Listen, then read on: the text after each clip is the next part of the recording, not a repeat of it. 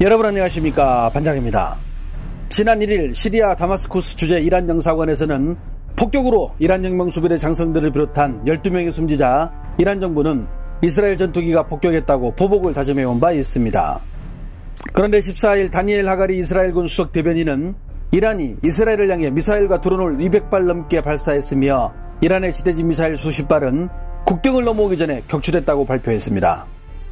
이란 혁명수비대 역시 혁명수비대의 항공대가 이스라엘의 범죄에 대응하기 위해 드론과 미사일로 이스라엘을 타격했다고 공식적으로 이스라엘 공습을 알렸습니다.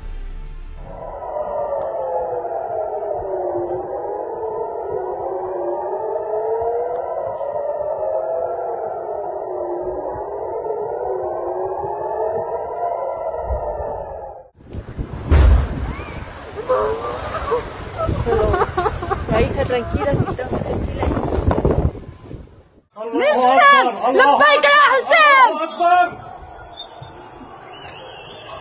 مش طبيعي مستحيل طلع علينا يا ولاد يا ولاد يا ولاد يا ابوي على المكلتين على المكلتين. 이란의 이스라엘 공습으로 전 세계가 전쟁의 확산을 우려하고 있는 가운데 얼마 전 중국이 한반도를 목표로 핵공격 훈련을 한 사실이 뒤늦게 밝혀져 충격을 주고 있습니다. 며칠 전 중국 관영 매체 중화망은 러시아 싱크탱크 라이바의 발표를 인용 인민해방군이 홍6K 폭격기를 이용 한반도를 핵으로 정밀 타격하는 훈련을 진행했다고 보도했습니다. 왕이뉴스 역시 최근 중국 공군이 폭격기를 이용하여 한반도를 핵으로 정밀 타격하는 훈련을 진행했으며 이 모습에 미군과 한국군 관계자들이 충격이 휩싸였다고 자세히 보도했습니다. 이렇게 중국 매체들이 밝힌 뉴스의 출처는 러시아 싱크탱크 라이바인데요.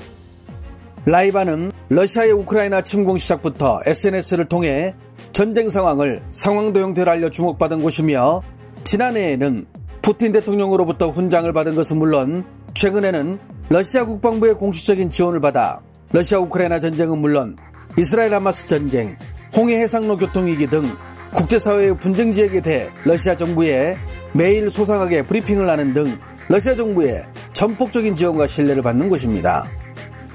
중화망을 비롯한 중국 쪽 매체들은 이 라이바의 보도를 인용 중국의 홍6K 폭격기들이 최근 서해 상공에서 한국을 겨냥한 무력 시위를 벌였다며 이번 훈련은 한국이 미국과 합세해 최근 중국 인근 서해에서 실시한 자유의 방패 훈련에 대한 대응이라 소개했습니다. 중국이 한국을 상대로 위협적인 군사훈련을 실시하거나 한반도 주변에 군함이나 군용기를 보낸 무력 시위를 한 사례는 셀 수 없이 많지만 이번 중국 폭격기들의 훈련 목표물을 보면 예전과 달리 가히 충격적이라 할 수 있습니다. 라이바의 상황도를 보면 홍6K 폭격기는 우궁 공군기지와 리우안 공군기지, 상하이 장장 공군기지, 샨둥성 르자오 공항에서 각각 발진해 중국 연안을 따라 큰 원을 그리며 장거리 정밀 유도 무기를 투발했는데요. 이 폭격기들의 목표에는 한국 대통령실과 국방부, 합동참모본부가 있는 서울 용산, 한미연합사령부, 주한미군사령부, 미8군사령부 등 미군 핵심 전력이 모인 경기 평택, 미 제7공군사령부와 한미연합공군지휘소가 있는 오산공군기지, 주한미군의 군수지원부대인 제19 원정지원사령부가 있는 대구, 주한미군 물류기지가 있는 경북 7곡, 미군 제55 보급창이 자리하고 유사시 중원전력이 들어오는 부산 등 한반도 핵심 지휘부와 주한미군의 주요 거점들이 모두 포함되어 있었습니다. 이번 한반도 타격 훈련에는 도합 16대의 홍6K 전략 폭격기가 동원됐는데 이 폭격기는 1기당 사정거리 2000에서 2500km에 이르는 CJ-20 공중발사 순항미사일 6발 또는 사정거리 500에서 600km에 이르는 B611 기반 공중발사 탄도미사일 4발을 각각 장착할 수 있으며 이 두 미사일 모두 핵탄두를 탑재할 수 있습니다. 따라서 만약 이 폭격기 16대가 모두 CJ-20 미사일 발사를 시뮬레이션했다면 모두 96발을, B611을 모의 발사했다면 최대 32발에 사용됐을 것으로 보입니다. 여기에 중국인민해방군은 전면전 상황이 되면 대량의 항공기와 장거리 미사일을 동시에 동원해 투발하는 활약 집중 방식을 고수하는데 만약 이번 훈련처럼 홍6K 폭격기 편대가 한반도를 목표로 미사일을 발사한다면 이에 맞춰 중국 로켓군 예하 제65기지에 6개 미사일 여단도 한반도를 향해 동시에 미사일 비사격 훈련을 실시했을 가능성이 크며 이때 투발할 수 있는 탄도미사일은 모두 108발에 이릅니다. 따라서 이런 시뮬레이션을 한반도에 돌리며 훈련했을 경우 최대 204발에서 140발에 이르는 핵폭탄을 한반도 전역에 때렸다는 말이 되는데요. 만약 실제로 이런 상황이 닥친다면 한미연합군은 이를 막을 능력이 될까요? 군사 전문가들은 이 경우 한미연합 전력으로 막아내기는 사실상 불가능하다고 판단하고 있습니다. 1차 방어선은 서해 해군 2함대지만 구축함 2대, 호위 함대대에 장착된 미사일은 사거리 20km 미만의 함정 방어용으로 탄도미사일을 막아내기에는 역부족이기 때문입니다. 2차 방어선은 공군 전투기의 대응이지만 F-15K와 F-16계열 전투기로 일부를 요격할 수는 있지만 상당수의 핵탑재 미사일은 육지에 떨어질 것으로 예상하고 있습니다. 마지막으로 3차 방어선에 해당하는 사드와 팩3는 북한을 타깃으로 하고 있어 중국의 서해나 측면에서 날아오는 미사일은 막기가 쉽지 않다는 게 대체적인 분석입니다. 이번 중국의 전략 핵폭격기들의 가상 목표가 된 서울에는 1000만, 오산과 평택에는 70만, 대구와 칠곡에는 270만, 부산에는 340만 명이 살고 있습니다. 중국은 이번 핵투하 훈련을 통해 유사시 한반도 전역을 초토화할 의지와 수단을 내비쳤습니다. 이 때문에 일각에서는 중국의 대만 침공과 북한의 대남 도발이 동시에 전개될 경우 한반도는 중국과 북한으로부터 핵탄두를 포함한 대량 공격을 받을 가능성까지 고려한다면 한국군 자체 핵무장만 하고 있어도 중국과 북한이 쉽사리 핵공격에 나서지 못하는 유용한 억제수단이 될 것이라는 주장이 나오고 있습니다.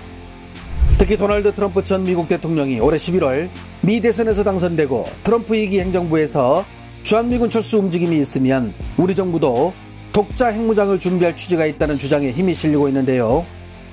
정승조 전 합참의장은 11일 오후 용산 전쟁기념관에서 열린 제2회 KW 나지 포럼에 토론자로 참석해 트럼프 당선 후 주한미군 철수 혹은 축소가 거론된다면 북한의 도발에 대한 억지력 강화를 위해 우리의 핵능력을 보강하는 핵능력에 접근하는 기회로 삼을 필요가 있다고 밝혔습니다.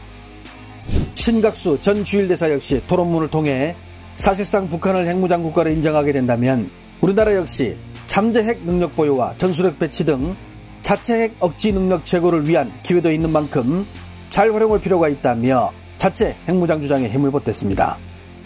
하지만 현실적으로 우리가 핵무장을 하는 데는 여러 걸림돌들이 많습니다. 지난해 2월 한국의 핵무장을 주제로 한 세미나에 참석한 미국의 지그프리드 해커 박사는 한국의 과학기술 수준을 고려하면 핵무기를 금방 만들 수 있겠지만 만약 이렇게 한국이 자체 핵무장을 결정하면 미국은 거의 확실하게 한미 군사동맹과 경제협력을 중단할 것이며 한국의 놀라운 경제기적을 쓸어버리고 한국이 전세계에 구축한 소프트파워도 파괴하는 쓰나미를 촉발할 것이라고 경고하기도 했습니다. 한국갤럽이 지난해 12월 15일부터 올해 3월 10일까지 18세 이상 성인 1043명을 대상으로 한국의 독자적 핵 개발이 필요하다고 보느냐는 설문조사에 51.4%가 그런 편으로 21.4%는 매우 그런 편으로 응답, 국민 10명 중 7명은 한국의 독자적 핵 개발, 즉 자체 핵무장이 필요하다고 생각하는 것으로 나타났으며 이와 같은 핵무장 여론은 정치 성향에 따른 편차가 거의 없음을 보여줬습니다. 좋아요와 알림 설정은 제가 영상을 만드는데 큰 힘이 됩니다. 시청해주셔서 감사합니다. 행복한 하루 보내시길 바랍니다.